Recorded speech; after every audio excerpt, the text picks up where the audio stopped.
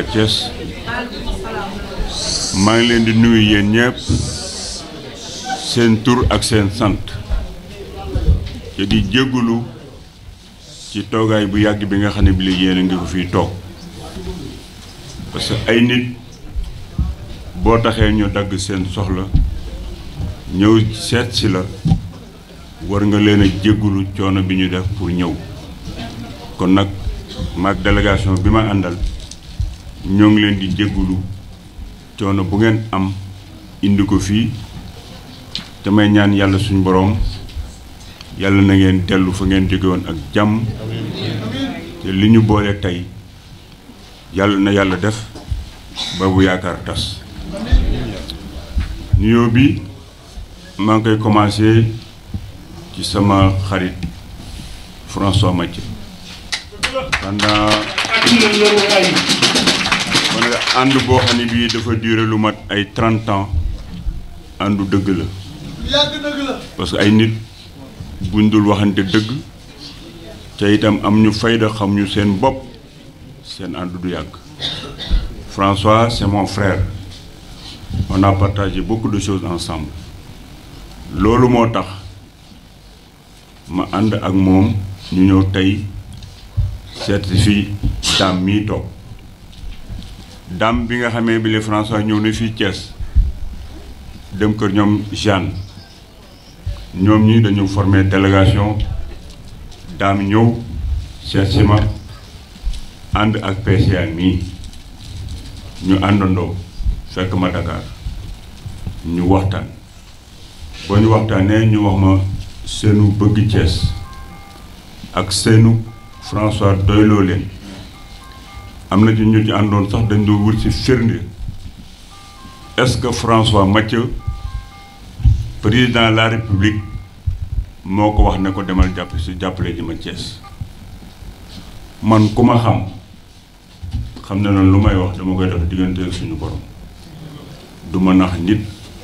du ma fen nit parce que politique jaralu ma wax naka sa dul noonu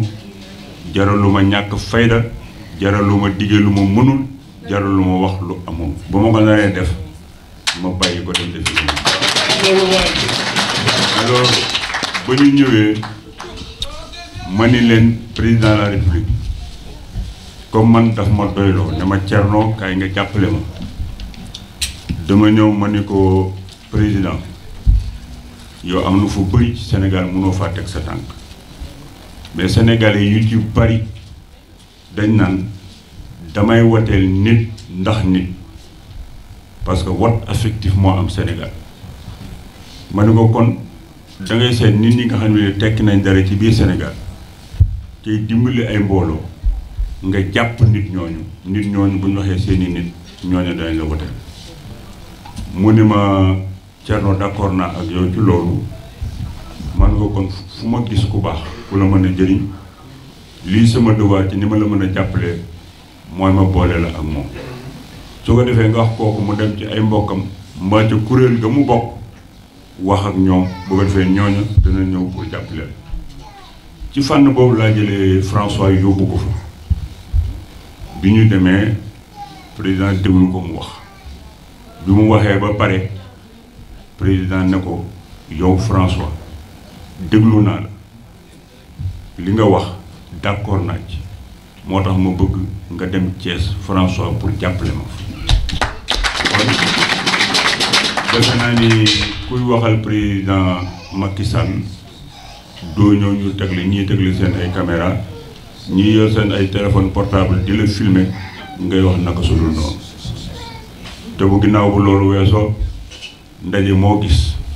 kilifa réew ma am na ñu ko nekkal ci biir ndaje ma te kenn xamul leen lu fa xew dinañ ko wax kon nag man may réaffirmer le président Macky Sall moo wax François Mathieu mii toog ne ko demal nga jàppale ji ma Thiès loolu donc firnde la bu ma jëkk di def kon maa ngi nuyu aussi Fat Diawara di nuyu Ndey Mbub di nuyu mbenn bi toog sama gannaaw parce que avant ñuy wax ay coalition Àjjana man parti bi ma jiite alliance pour la paix et le développement lañ ko tuddee mbeen mii ci ñu nekkal Thiès la bokk formation defal nañ ko fi ñaari yoon def nañ ñetti formation Thiès parce que ñun bon dañuy def yoo xam ni dañ ko dul boole ay coow yu bari parce que di nekk ci rajo yi di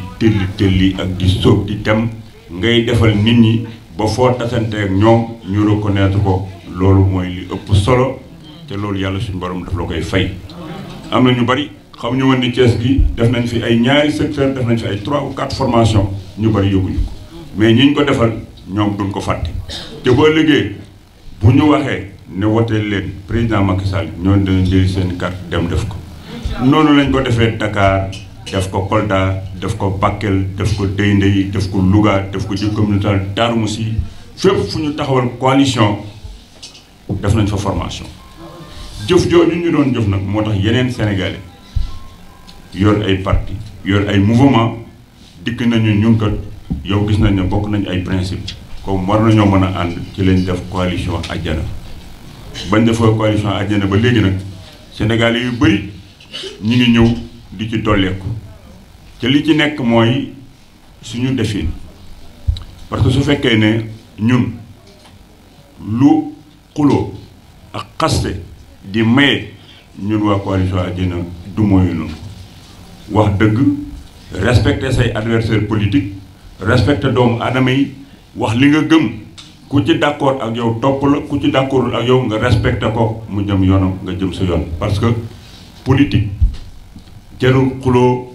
jarul ŋaayoo politique jarul tas ak mbokk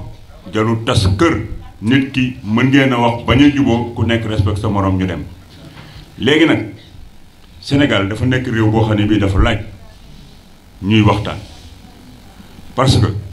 su ngeen xoolee ñi fi ñàkk emploi bari nañu ñi fi sonn bari nañu problème yi ñu fa war a régler bari nañu ñun duñu ñëw mukk ne président Macky Sall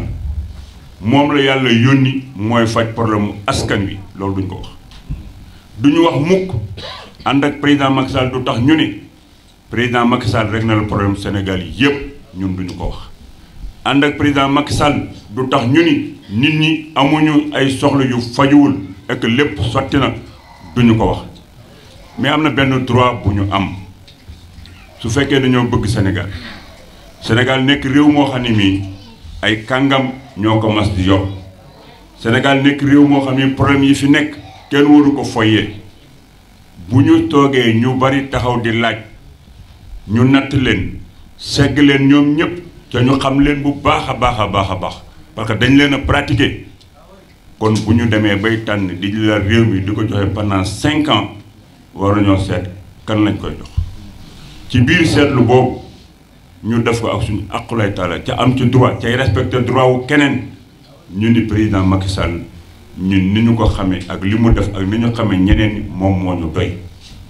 kooku am nañ ci droit ginnaaw bañ ci amee droit boobu daneen seet nit ñi nga xam ne ñoo ko déggoo ak ñun ñu dugg ci biir Sénégal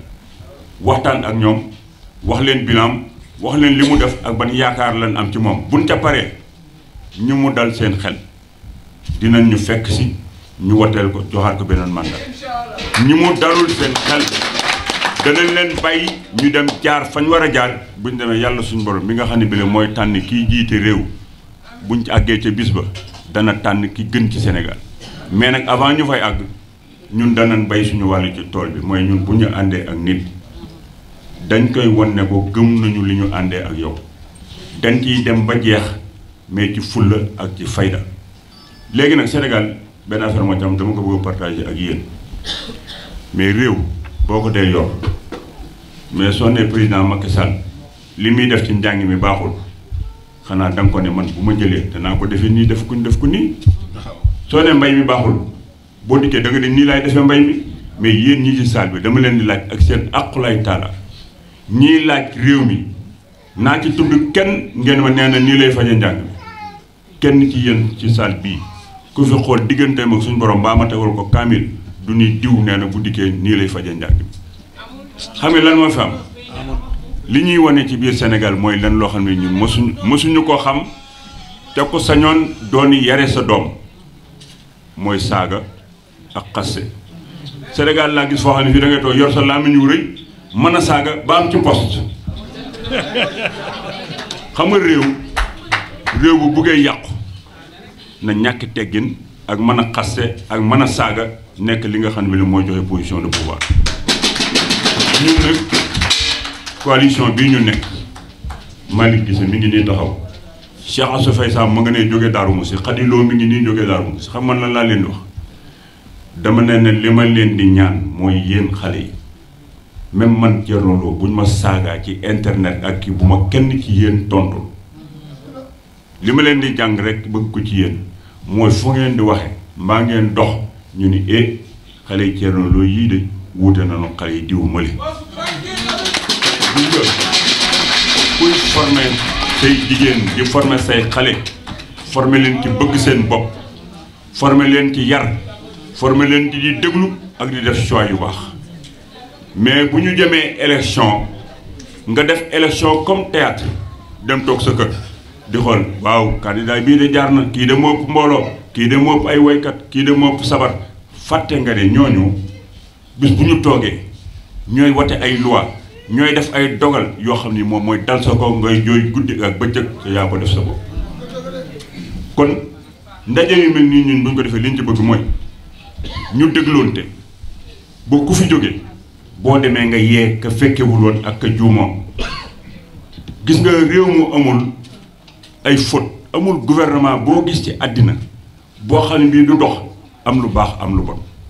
mais da ngay xool kii li mu bonle ak li muy def lu ci ëpp ak ki ko bëgg remplacer lan la ma proposé ñun ñii toog ci table bii amati kenn koo xam ne kii tey président Macky Sall moo la jox dépense ou bien moo yor sa ëllëg dañu bëgg réew mi di ko jàppale pour mu tegu ci ay loxo yu baax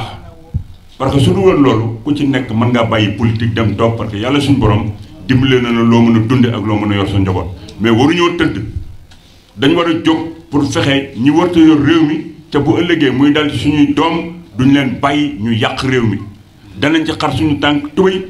danañ ci dem fu ne ñun duñ ci nëbbatu parce que man duma ànd le président Macky Sall di nëbbatu toll nañ ci benn période boo xam ne bi am na ñoo xam ne ànd nañu président bi ñemewuñoo génn taxaw wax parce que am na benn minorité bu ndaw bu nekk ci Facebook bi nekk ci internet bi foo waxee ñu saaga la bu fekkee boo waxee ñu saaga la nga ragal a wax xanaa yow la ngay wax loolu dëgg ci yow bu dee dëgg ci yow da nga ko war a wax ki saaga bu ko tontu saaga parce que saaga booy saaga fii am ñoo xam ne dañuy nekk ci internet bi bind bon Maurice saaga xanaa xamoo ne ku tontu Maurice xam nga ni saaga bi yow la ko delloo si te buñ saagaa Thierno Lo nga tontu saaga danaan dolli Thierno Lo beneen saaga kon bu saaga yow bu ko faale ca ngay wax ak nit ñi nga xam ne bi ay xalaat la ñuy joxe président Macky Sall li tax ñun ñu bëgg ngeen falaat ko lenn rek la xam ngeen Sénégal politiciens yi dañoo am habitude kun ci jox benn mandat nga bëgg beneen mandat lu neex nit ñi rek ngay def ak lu neex groupe yi ñu lay def ay pression yu dul jeex ba nga xam na nga war a yore réew mi doo ko ñu yore waaw président Macky Sall suñ ko joxaatee juróomi at yoo xam ne yi xoola amoo looy tiit amoo looy ragal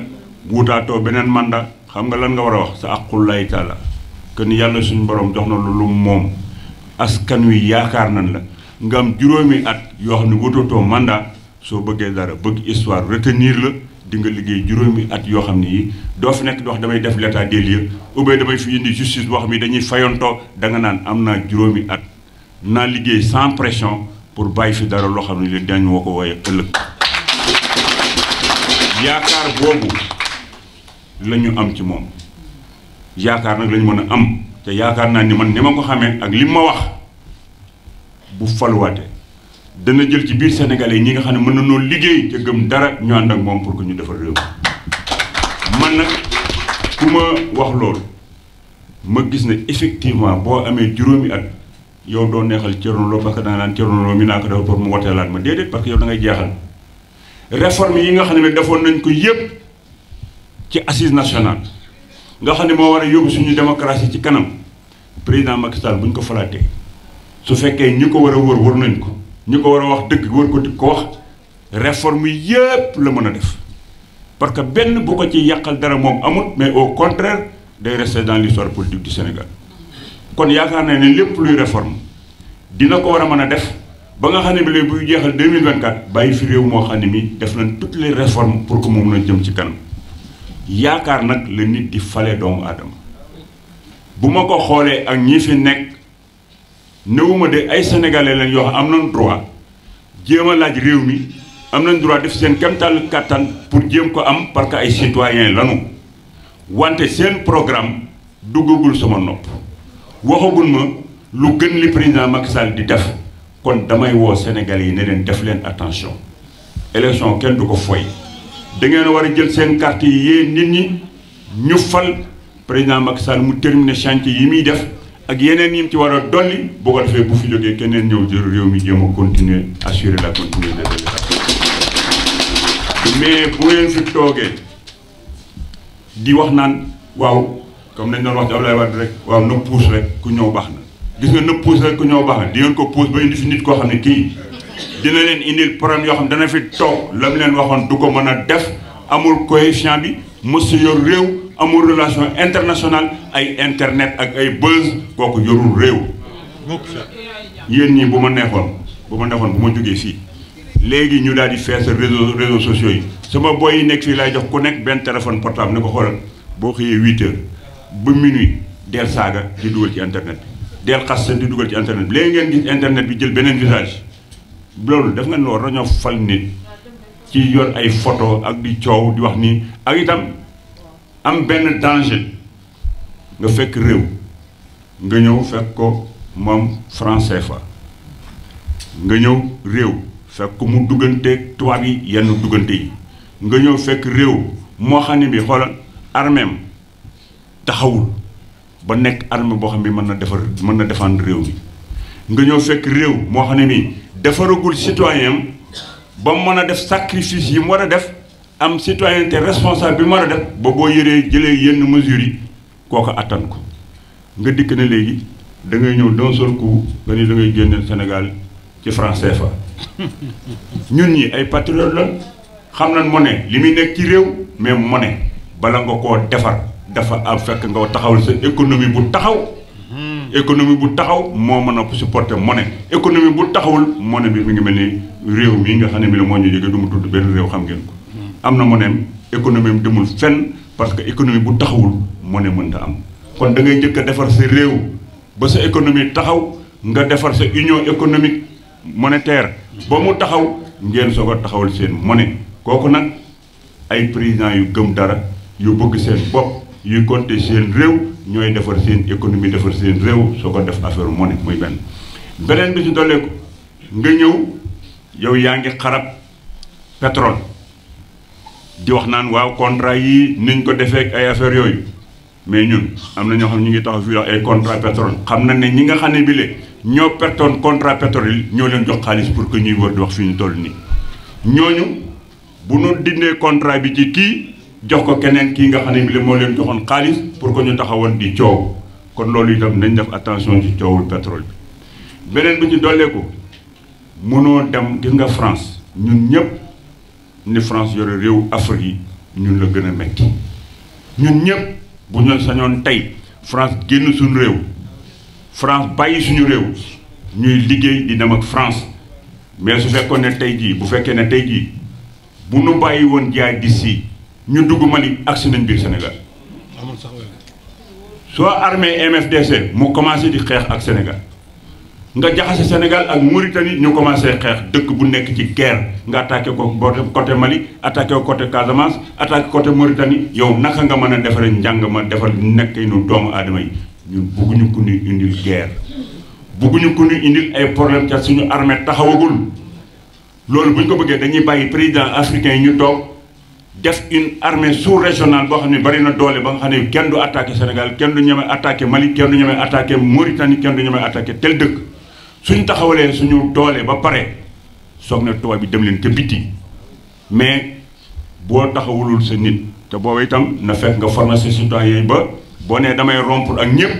nañu nangoo dem di lekk ñebbe ak di lekk laax ak di lekk cere mais su fekkee nanguwuñ loolu ñu nga bëgg di dundee la jógee France ak di bindee la jógee Italie peuple boobu il faut nga defar ko ba pare ba mu nekk peuple bu taxaw bu am socle bu gëm boppam nangoo def tous les sacrifices nga soog a dem def changement yi mais nga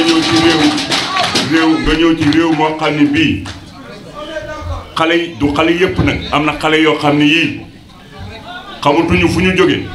xamuñu ku ñu doon xamuñu ban socle la ñu doon nga am fi ay nit yu nekk fii ñu leen jox xaalis ay ONG di leen jox xaalis ñu ñëw fii di defan ay intérêt nga xam ne bi la amagoo peuple boo xam bi éduqué nga ko ba mu taxaw ba xam mooy kan ba mën laa topp nga bëgg indi toutes ces réformes là et ces espèces de révolution yow yaay koo xam ne buñ la joxee réew mi da ngay toog doo xam nooy fayee salaire nga jaxase réew mi toogaat du dem fenn.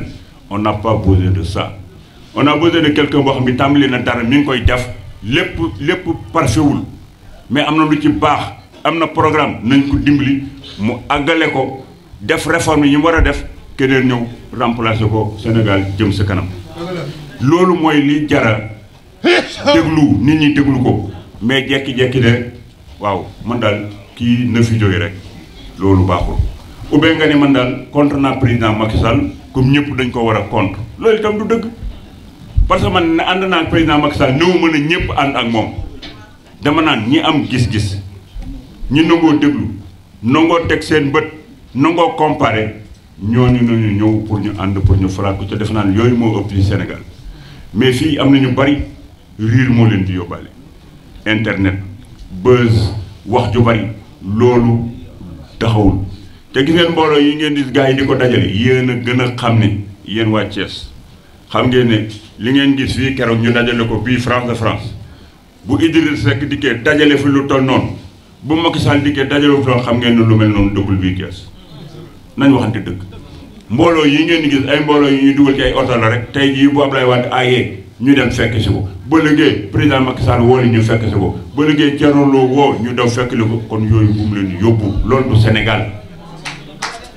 du Sénégal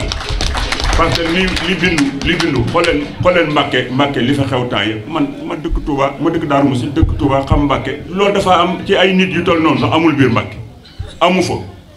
da ngay saate nit ñi ba ñëw nga gaare kaar yi fële gars yi dox dikk fii ñu naan waaye nit ñi ñoo fi indil seen bopp en toute liberté c'est pas vrai c'est des gens qui ont été téléportés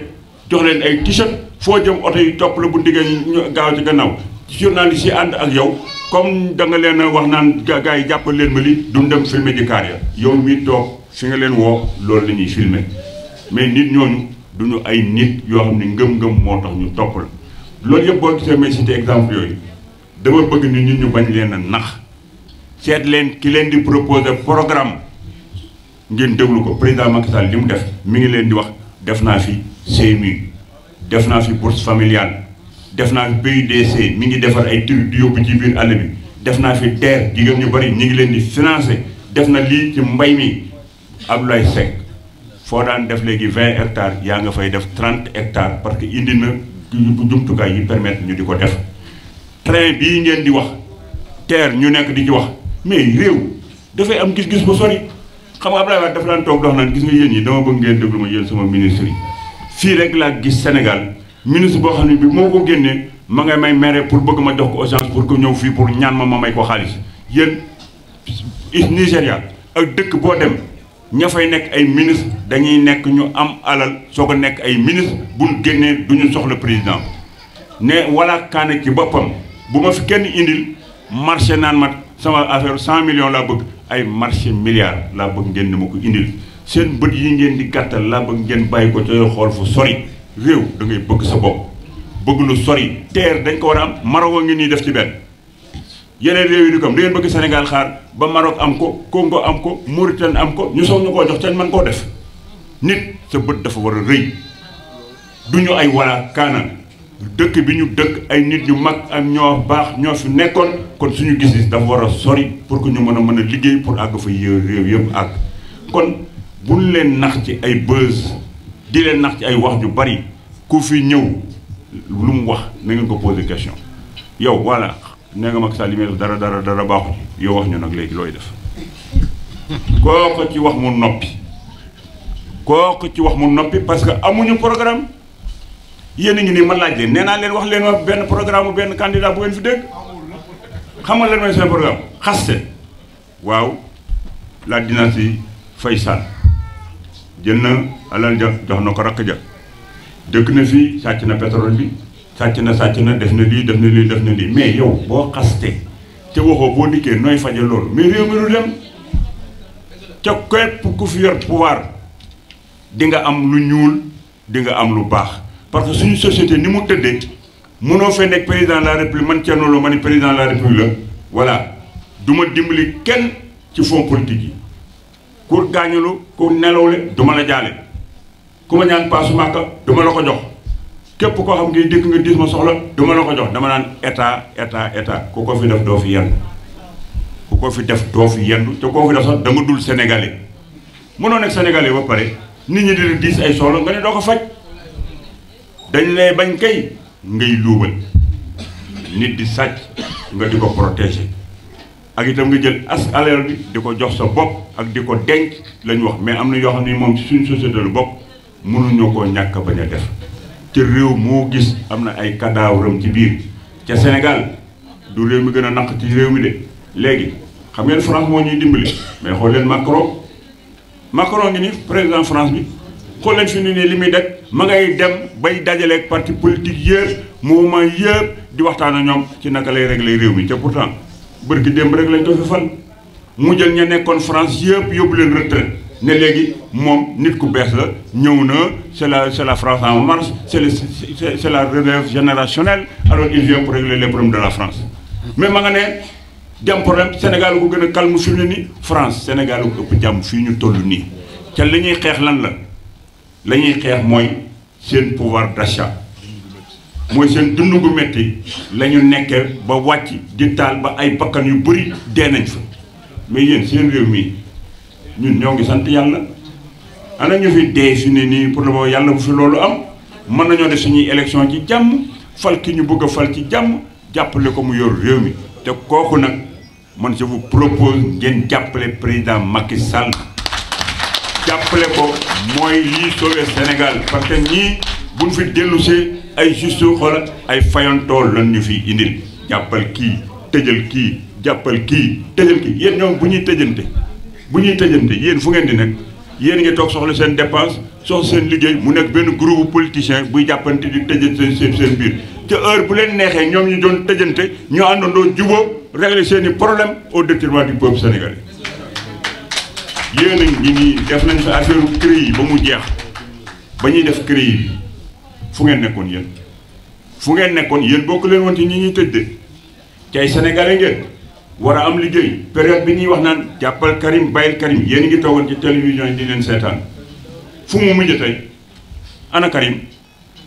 ma nga dowa yéen lu seen lan moo faju ana xaalis ba gis ngeen ko ca perte ngeen ñetti at yoo xam ne kenn liggéeyul ci réew mi ñetti at yoo xam ne ay jàppal bàyyil gis nga bis bu ngeen fexee ba jël gaay yooyu ba delloo si leen fii di ngeen toog juróomi at yoo xam ne ay fayantole doon léew mi du dem kanam kenn du liggéey waaw su fekkee ne yéen jeunes yi di chômer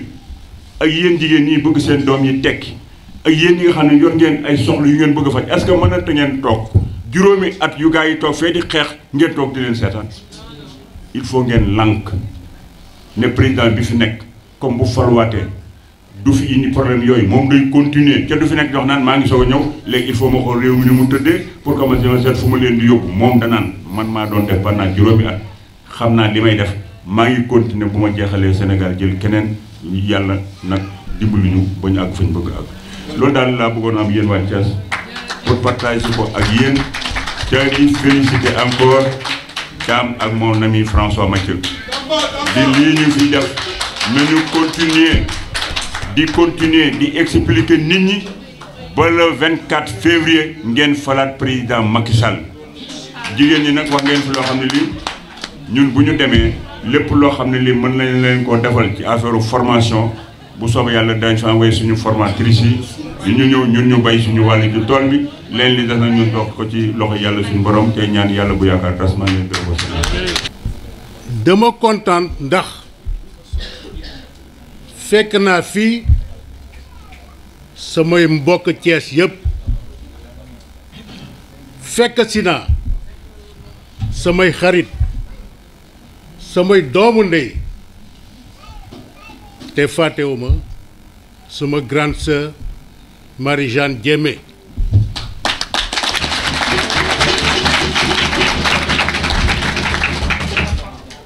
fàttewuma tamit suma mag di Damba représentant permanent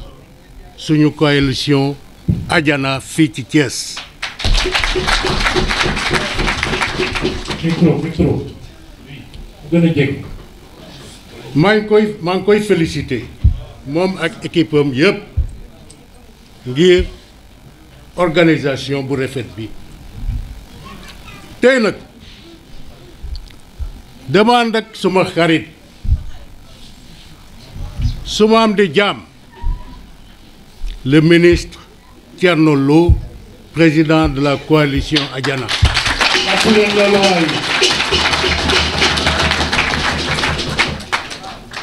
Coalition Adiana mooy suñu coalition ñun ñëpp. Monsieur le ministre, vos militants de la coalition Adiana de Thiès ont l'honneur de vous souhaiter la bienvenue et de vous accueillir dans cette ville chargée de symboles. Dans cette résidence Lat Dior, dont l'évocation nous rappelle des faits historiques et des hommes d'honneur et de courage.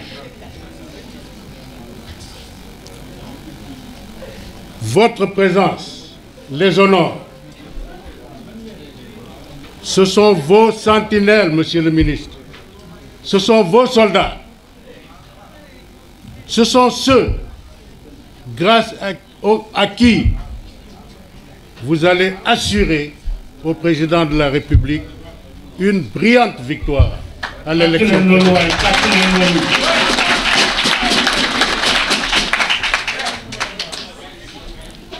Quant à vous, mes amis de la coalition Adiana de Thiès, je tiens à vous remercier.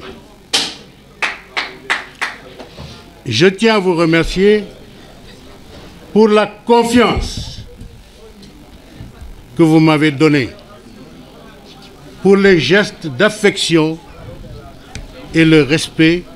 que vous avez manifesté à mon égard. Donc, soyez-en remerciés. Je mesure cependant tout l'espoir que je constitue pour vous. Je prie Dieu pour être toujours à la hauteur de cette considération et également de vos attentes. J'ai pu mesurer à quel point, en si peu de temps, nous avons pu obtenir des résultats visibles. Et cela m'a permis de savoir à quel point le président de la République, qui m'a demandé de venir m'impliquer auprès de vous ici à Thiès, avait parfaitement vu juste.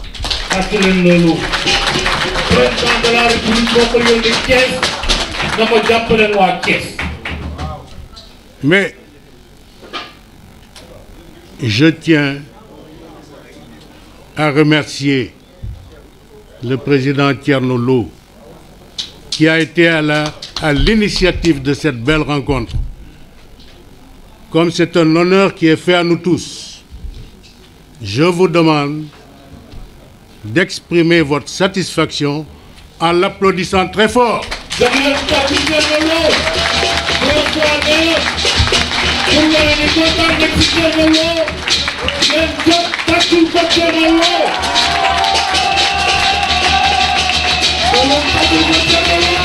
Amis,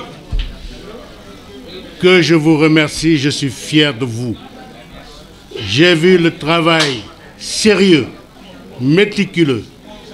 que vous avez entrepris, et notamment pour engranger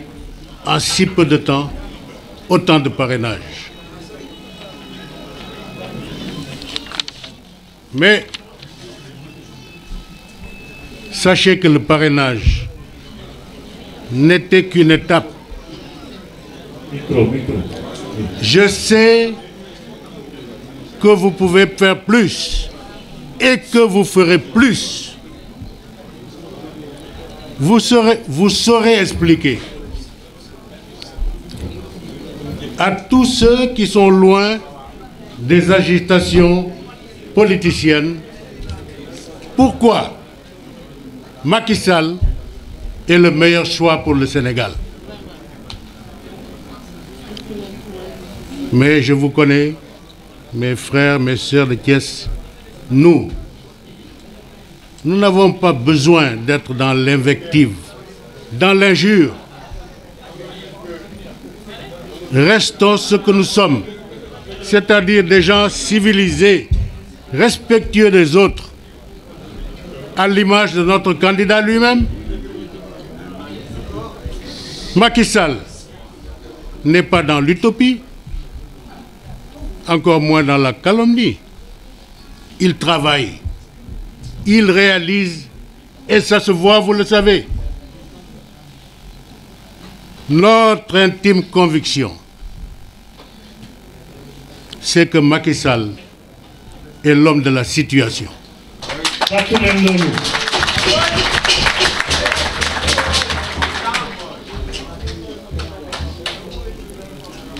Il représente la continuité dans la stabilité, l'efficacité dans la crédibilité, la modernité dans l'équité, et je dirais même la sérénité dans la liberté. Et j'ajouterai, suivez mon regard, la sincérité dans l'amitié et dans la dignité. Vous avez retenu. toogaay bi metti na toogaayu bànneex la ndax ñi ngi jàkkaarloo suñu ministre Dame Ba dama lay bàyyi ak yàlla yaag Pape Diaw man dama ne woon politique bi bàyyi naa ko dootuma ko defati te dañu sonn depuis zone nord di gagner suñu centre de vote mu metti lool Pape Diaw fekk ma cité ouvrière moo nekk fa ak jigéen ñi soit François Mathieu tey dinaa la wax ne tey jigéen ñi cheminots yi seen jabari cheminots yi ñoo fi nekk tey boo waxee cheminot rek jigéen ñaa ngi fi seen doom yaa ngi fi am na ñu mujjee ñëw ñu ngi ci ginnaaw tey jabaru cheminot yi laa la indil monsieur le ministre jabaru cheminot yi ñu ngi lay nuyu ñuy nekk ay femmes yu brave li la jaw wax rek la ay femmes de développement rek moo fi nekk ñun ci développement rek la ñuy yëngu monsieur François Mathieu maa ngi lay wax ne Dame Pape Diaw wax dëgg yàlla tey jigéen ñi suñu sonnulee grâce à ñoom ruq bu ne la ñuy dugg dañuy financer ba ñuy financer suñu biir kër yi tey benn jigéen dematul banque ñoom ñoo lay fekk ba sa biir kër di la financer barki démb moo njaay avant tabaski ñu jaaxle lool ci sobleek pombiteer yi ñu daan def kenn gisul ñoom ñoo ñëw jox ñu financement 130 femmes ba 160 femmes ñu financé leen bu ñu ne tabaski des na 6 jours ñoom ñii ñoo ko fi def ñëw financé jigéen ñi moo tax tey fu ñu woo ñu wuyu la Dame ñu ngi leen sant di leen gërëm monsieur le ministre ñun nag boo ñu wooyee ci développement dañ lay wuy si parce que femme de développement rek moo fi nekk ñun si formation la ñu soxla Thiès jigéen ñi sonn nañu ñun dañu bëgg ay formation na koy defee fële seen Ndakaaru ma ciy xam lu ma ci leer dama bëgg nag monsieur le ministre nga jàppale ñu ci ay formation jàppale jigéen ñi te wan ne jigéen ñi tey ñoo ngi sa ginnaaw ànd ak yow bëgg nag liggéey Thiès te bu boobaa monsieur le ministre maa ngi lay ñaan bu ñu nag ñu gestu jàppale ñu baax xam ne sa ndëgër laay fi ñii ñëpp say ndëgër laay lañu monsieur le ministre maa ngi lay ñaan François Mathieu je vous remercie François Mathieu waa Thiès soxla nañ la ñun jigéen ñi soxla nañ la wàccee ci base bi waxtaan ak ñun saafanteeg jigéen ñi dañ la soxla je vous remercie. asalaamaaleykum mbooloo mi maa ngi nuyu ñëpp ci seen tur ak seen sant ba ma sante yàlla julli ci Seydina Muhammad sallallahu taala alayhi wa sallam di gërëm sama ñaari waajur di dolli di santaat yàlla bu baax a baax a baax a baax li may jëkkee mooy maa ngi gërëm le ministre Thierno Lo dama bëgg nag waa Thiès samay wax dama bëgg nañ koy tàcc parce que maa aaye sama moomeel li tax ma di ko gërëm di ko sant mooy daf ma indil loo xam ni dama ko amul woon dama ko rafle woon dama ko doon wër ba yàlla def ma gis ko muy François Mathieu tàccu leen ma ko bu baax a baax a baax kii ku jar a tàccu la yéen waa Thiès ndax nag liggéeyam commencé wul ci moom ci ay waajuram la képp ku daan xëy dépôt xam nga monsieur Mathieu képp ku daan di faju ci hôpital régional comme sage-femme xam nga madame Mathieu maire bu baax ba nga xam ni moo yoroon clinique gratuite ka daan accoucher loo jigéen ñi te doo fay ni ngi nii ndeyam la fii la dëkk fii la màgge fii la yaroo fii la defee lépp donc su ko ministre bi gàddoo indil lu ko Thiès dañuy doon lee sant yàlla ndax kat moom amul benn tâche monsieur le ministre damaa bëgg a xamal sama waa dëkk bii tey Thiès li tax tey ñu indi panel bi fii ci Thiès danga ñu invité Dakar ñu ñëw assister bi ñu ñëwee Dakar assister panel ba fa newoon ma ne la monsieur le ministre ndax doonu may panel Thiès nga ne ma amul benn problème teguñu ca dara nga ne ma seetal bis bu la neex ñu defal la ko Thiès kon loolu ku ñu yëgul dul la ko defal tàccu leen ma loolu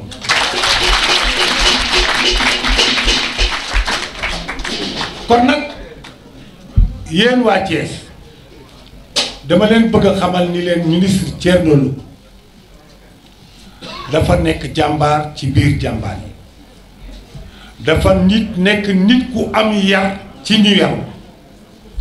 dafa nekk nit ci biir nit ñi dafa nekk ku am fulla ci biir ñi am fulla dafa nekk ku am fayda ci ñu biir ñi nekk am fayda moo tax ma jàpp Thierno Lo moo tax ma fokk Thierno Lo moo tax ma téye ko sama ñaar fukki loxo ndax xam na fi mu bëgg te xam na fi mu jëm loolu kuy seede rek te di nitu dëkk mën nga ko seedal ci àdduna parce que attention du man rek maa ko xam Sénégal yëpp xam nañu ko il a tenu de hautes responsabilités dans ce pays mais kenn amul ci àdduna benn presse bu ma sa taxaw wax ci moom lenn lu bon yëgul kenn itam ku ko yëg mu yëg la ku ko yëgul mu toog fa mu toog lu mu bëgg a wax doomu aadama ci dëgg day taxaw da la ko wax président de la république Macky Sall mi fii mu nekk day ànd ak moom ci yoon rek mu tegoo ci yoon du ànd ak moom kon moom fu mu joxañ rek ñun ñoo ko foofa ndax nag loolu dañ ko dund ak moom du loo xam ni dañuy toog ci biir nit du ko mun ni c'est une réalité bu ñuy vivre l'ensemble du peuple sénégalais ñëpp koy dund am na relation baax na am na yërmande xam na politique xam na li baax ci réew mi bokkul ak ñi nga xam ni c'est des arrivistes ñoo xam ni ñoo ko toog fee di ngun-nguni tey ñu féete fii ëllëg ñu nekk fële te duñu wax dara duñu tekki dara am na nag lu mu nu jàngal nee nañu moom ci boppam monsieur le ministre nee na ma su ngeen déggee nit ñi nekk ci presse bi ngun suba ngoon bu leen xuloo bu leen xeex laaj leen lii ngeen di critiquer bu ngeen ko dundee lu ngeen fii teg nee na ma doo gis kenn wax ko seetlu leen nit ñi ci presse bi li ñuy wax na fi jóge rek na fi jóge mais na fi jóge comment na fi jóge comment lu mu def kenn du la ko expliquer donc yu bari yu mel noonu mu di ñu ko jàngal ñu koy inculquer la jeunesse ñuy attirer l'attention de la jeunesse soo gisee mu jóg soldaalam ñëw ba Thiès mënoon naa yem Daaru Musti mënoon naa yem Dakar waaye Sénégal la ko moom moomu boppam Sénégal la ko moom kon monsieur le ministre moom mooy sa bopp en dehors de l'international national fu nu neex yóbbu la neex ngaa wane neex ngaa présenté loolu kenn mënu ko dindi te loolu moo am monsieur le ministre da lay ñaanal yal na yàlla guddal sa fan yàlla na fi sunu borom bàyyi xam nañu boo toogee ci réew mi am nañu yaakaar ci yow tax jeunesse bi am na yaakaar ci yow réew mi am na yaakaar ci yow François Mathieu yow mi doomu Thiès ñun ñoo la loolu ndax dunoo sonn ci dëkk bi ca Ousmane Ngom ba fii ñu toll gisuñu fi lu nu doy gisuñu fi lu nu mën a téyeeti diggaate yeeg naxaate yi bare na te yow mënoon ngaa toog France am nga alal ju la mën a dundal ba ngay dee doo sonn sang njaboot waxaale moo ko fa tabaarakalla li nga def Ndakaaru di maye paasi Màkka di maye kër di def lépp ci dëkk bi gis nañu biir Thiès gii nga nekk di fi teral doomu aadama yi mënuñu la koo wax man duma sosal nit de te ci dëkk bi laa dëkk ñëpp xam na bilaay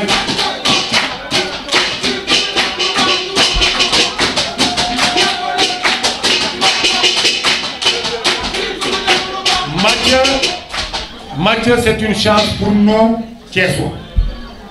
C'est une chance, hein. Niveau boo mën a wax am na ko am na niveau bépp boo mën a wax am na ko jàng na tubaarkàlla macha allah yàlla may na ko ay moyens tubaarkàlla macha allah avocat international inscrit dans tous les pays d'Europe moom doy na rek na démb tey doon di ñëw de. président nag bu ko ñëwee indi ko Thiès li ñu doyee Mathieu Thiès ñun pour les échéances futures fii ñu toll nii waxuñu waxu échéance future waaye dana ko ciy procès moom bëggul mais man maa ni ko ak le PCA de Pamecas Diaw mi toog ñoo ni ko da ngay dikk fii Thiès par force fi nga dëkk fi nga màgge fi nga juddoo fi nga yaroo fii nañ lay fat yóbbu la ci municipalité bi nga jiite di dëkk bi ndax sonn na te loolu incha allah taala bu jotee dama ko def yëf yi nag dafa am ñu nu àndal du ma ci soreeti léegi ma gàttal wax ci parce que PCA dafa war a wax muy Moustapha Diaw nu ànd bokk liggéey bi tubaarkàlla macha allah nu ko ciy gërëm di ko sant moom dina jël kàddu madame Belel ni ngi di toog ci sunu ginnaaw Faat Diawara ni ngi toog ci sunu ginnaaw ah Ndey Buuba na nga toog fële monsieur le ministre ma lay xamal ni la tam man samay mbokk yi jógee Europe ñoo ngi fii sata ñëw nañu ak ñoom ma ak ñoom ñëpp ñoo nga nekk Monaco ñoom ñëpp a ngi fi adhéré nañu ci coalition bi ñi jógee tam Italie di seeni rakk ñoo ngi fi nee nañu adhéré nañu ci coalition bi dañu ko certifié bu nu demee Italie dañu ko defaraat bu nu demee Monaco loolu nag ku tikk ba toog ba gis loolu wax nga loolu ni naa la ko mat ni loolu kon tubaarkàlla macha allah kon fi nga taxaw baax na. J'étais venu à Thiès aujourd'hui invité par mon ami François Mathieu qui a retrouvé ici des amis de longue date, des gens qui ont vécu la période où son papa était directeur de la Régie des chemins de fer,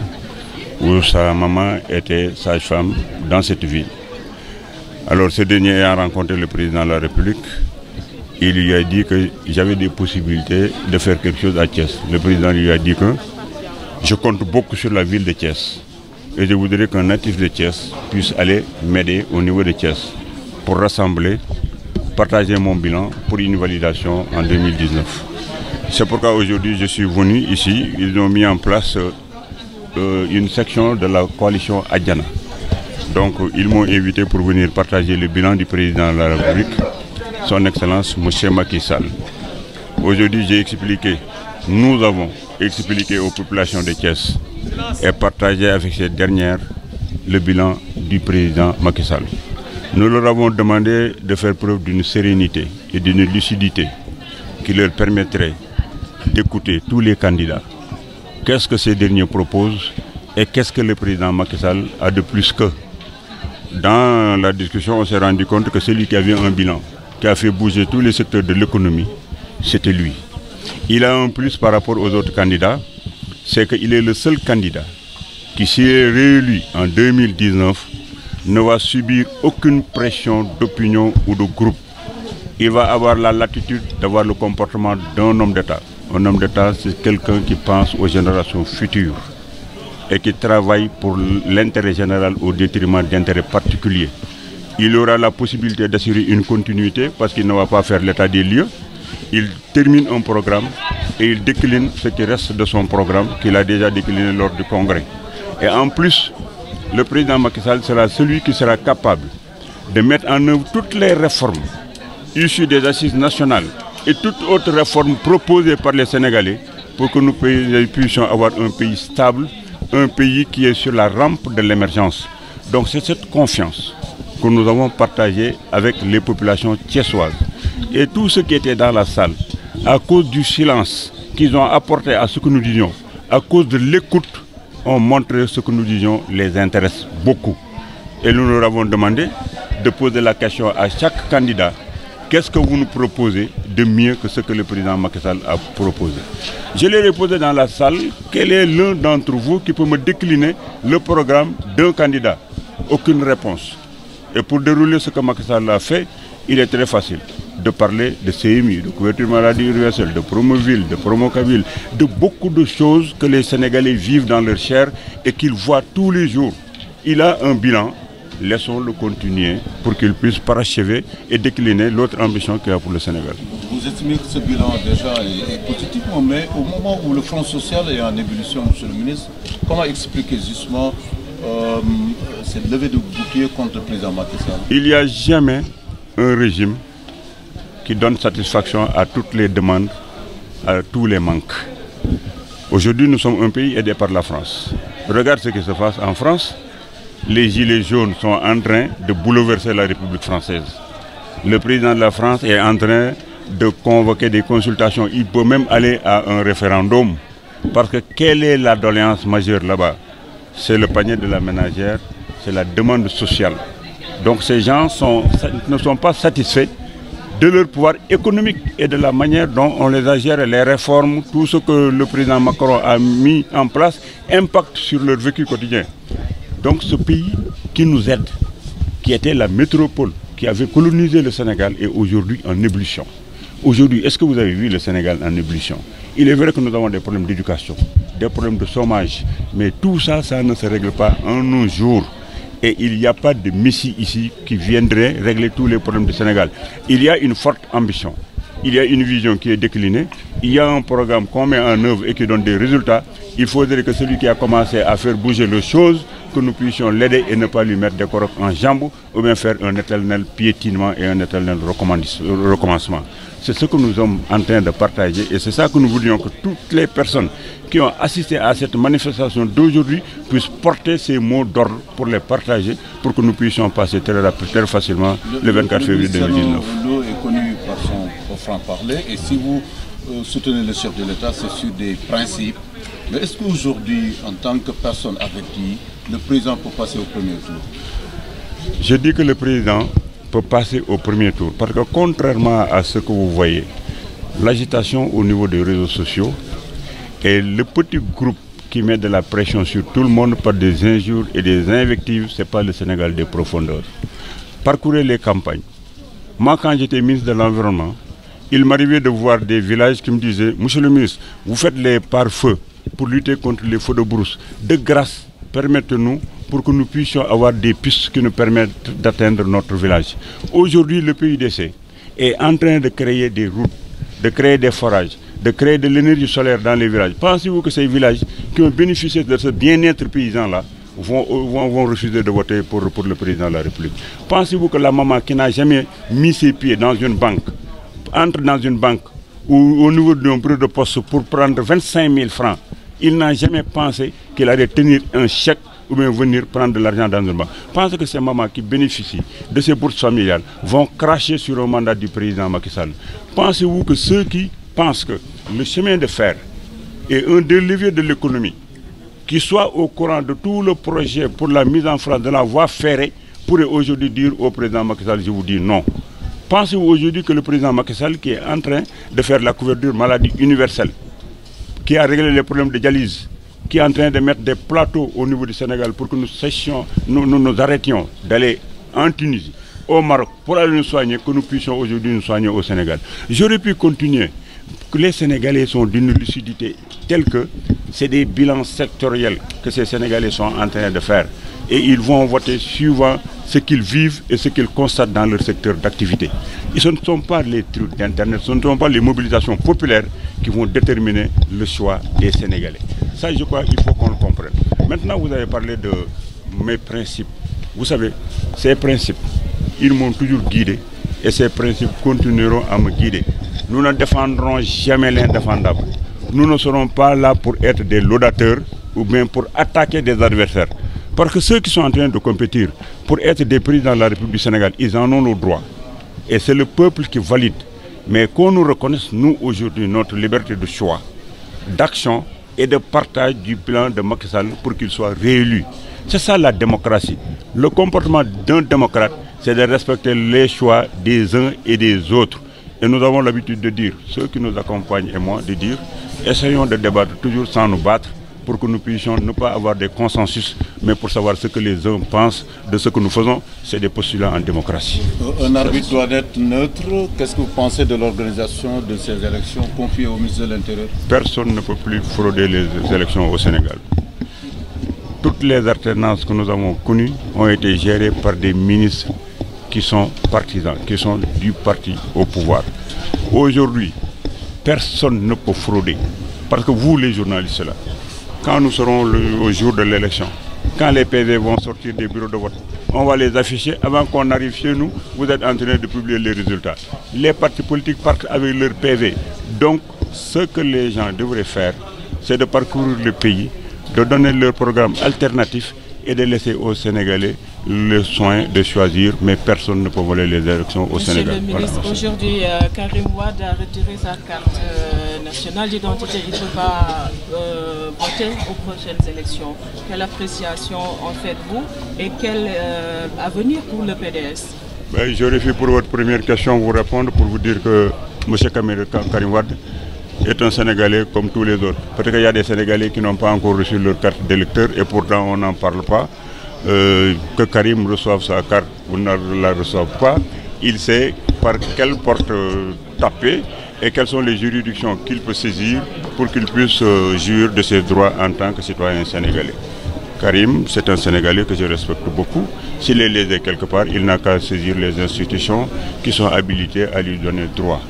Maintenant, pour ce qui est du PDS, je ne vais pas esquiver la question en vous disant que je ne suis plus dans ce parti-là. Ce parti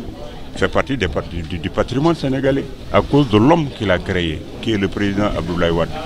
S'il m'avait écouté à un moment donné, je lui avais adressé un courrier pour lui dire « Monsieur le Président, organisez votre parti, structurez votre parti pour que ce ne soit pas le déluge après vous. » Mais malheureusement, l'histoire m'a donné raison. Il est parti, le parti éclate parce que c'est des gens qui étaient autour d'un homme. Cet homme étant parti, chacun joue sa partition. C'est dommage qu'un parti comme celui du président Wade, qui a fait 26 ans de combat, qui, quoi qu'on puisse dire, a beaucoup fait pour ce pays, j'aurais souhaité qu'il laisse ici un parti qui vive, un parti contrôlé par les jeunes qu'il a encadrés. Mais malheureusement, ça n'a pas été le cas. Tout le souhait que je peux faire, c'est de demander au PDS de ne pas boycotter les élections et de participer à l'élection présidentielle avec quelqu'un qui va porter la bannière du PDS pour que nous puissions faire vivre la démocratie sénégalaise. Mais moi, quand ils seront alignés de l'autre côté, je serai farouchement du côté du candidat que j'ai choisi, qui est le président Macky Sall, et on va compétir sainement pour voir savoir. Restons toujours avec l'affaire Karim, parce qu'en dehors donc, du fait qu'il a retiré sa pièce d'identité, il y a une autre chose dont on sursure par rapport à sa double nationalité. En tant qu'acteur politique, quelle lecture faites-vous de cela? Moi, j'ai une lecture politique sur deux choses. D'abord, Karim a un problème avec la justice sénégalaise. Il faut, comme nous parlons de séparation des pouvoirs, laissons la justice jouer son rôle. On a choisi le Conseil constitutionnel qui est habilité à valider les candidatures. Karim Wade a déposé sa candidature. le Conseil constitutionnel n'a pas encore donné son verdict. Pour le moment, je ne vais pas parler à la place du Conseil constitutionnel. Mais je me pose certaines questions. Est-ce qu'aujourd'hui, M. Karim Wade, qui devrait voir sa candidature infirmée parce qu'il ne pourrait pas jouir de tout ce qu'il faut pour être candidat à l'élection présidentielle, a-t-il renoncé à sa double nationalité? Parce qu'il court un risque. Parce que je me souviens, une fois le président Wade disait, je voudrais que quand on parle de la double nationalité, que les gens renoncent à leur nationalité après qu'ils soient élus président de la République. Ça veut dire qu'on va leur demander, avant de prêter serment, qu'ils puissent renoncer à leur nationalité. Parce que ce qu'il disait, par exemple, si vous demandez à quelqu'un de renoncer à sa double nationalité, s'il n'est pas élu, qu'est-ce que vous faites de lui? Aujourd'hui, est-ce que M. Karim Wade a renoncé à sa double nationalité avant de déposer son dossier de candidature? C'est la question que je me pose. Parce que quand on me dit qu'il y a 90% de chances que votre dossier soit rejeté, moi je ne vais pas renoncer à ma double nationalité pour déposer un dossier incertain. Alors je me pose cette question tout simplement, est-ce que Karim a renoncé à sa double nationalité? Peut-être que mes amis du PDS vont répondre.